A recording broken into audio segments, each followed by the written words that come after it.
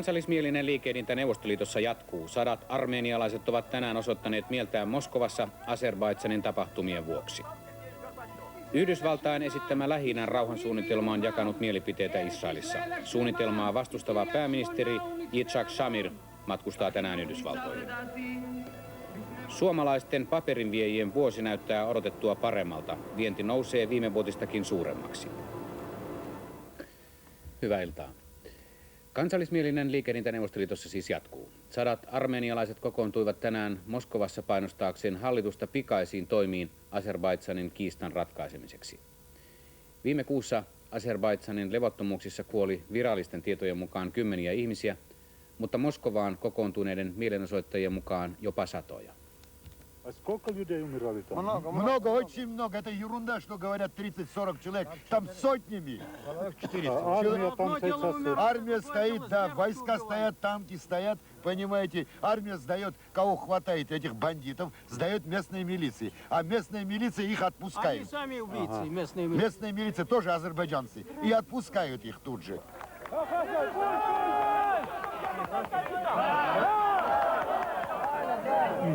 Нет социализма без демократии и гласности, сказал Михаил Сергеевич Горбачев.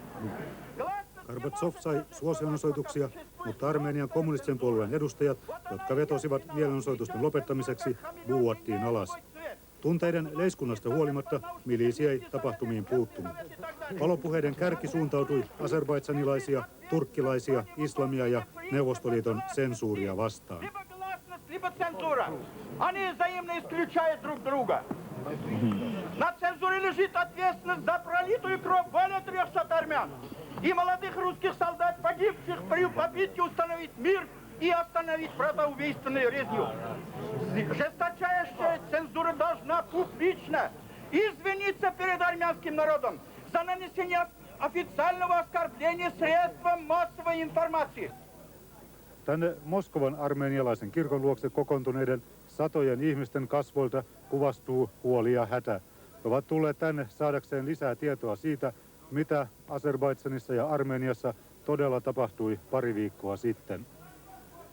Самое сложное время было когда в Сумгате? 28 числа. 28, 25, 29, всю ночь. 28, 29, Я 30. прекрасно знала Я с правительство. Баку. И прекрасно. Хорошо они знали. А место Но меня не было там, я каждый день звоню, я знаю, что творилось там.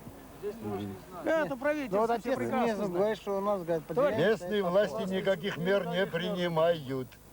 наоборот подначивают. А как люди там сейчас, армяне? Они Ну вот убежали. Кто может, убегает, а кто не может, сидят там. дома и убегают. Под охраной. В Сумгаите сейчас все армяне под охраной автоматчиков. Ни один в своем доме не живет. Все под охраной. Солдаты охраняют. когда будет спокойно там? Не будет спокойно. Спокойно уже не будет. Уже не будет. Пока не решат, пока землю не отдадут, спокойно не будет, наверное. Neuvostoliiton televisio ei ole toistaiseksi välittänyt kuvia Armenian Azerbaidžanin yhteenotoista ja mielenosoituksista. Yli 1000 ydinkokeita vastustavaa mielenosoittajaa on pidätetty Yhdysvalloissa. Mielenosoittajia oli kaikkiaan yli 5000. Poliisin mukaan mielenosoittajat tunkeutuivat laittomasti Nevadan 3500 neliökilometrin suuruiselle ydinkoealueelle. Ydinkokeiden lopettamista vaativat mielenosoittajat aikovat järjestää tilaisuuksia alueella 10 päivän ajan. Ainakin 9 ihmisen arvellaan saaneen surmansa lumivyöryissä, jotka ovat koetelleet Itävallan ja Italian hiihtokeskuksia. Surmansa saaneista 4 oli ruotsalaisia. Myös suomalaisten suosimia lomakyliä on joutunut lumen saartamiksi, mutta kukaan suomalaisista ei ole ainakaan tämänhetkisten tietojen mukaan loukkaantunut. Länsi-Itävallassa Sant Antonissa lumivyöryt ovat tuhonneet hotelleja ja majataloja. Lumen sulkemat tiet ovat eristäneet kymmeniä tuhansia ihmisiä. Katmandun jalkapallostadionilla Nepalissa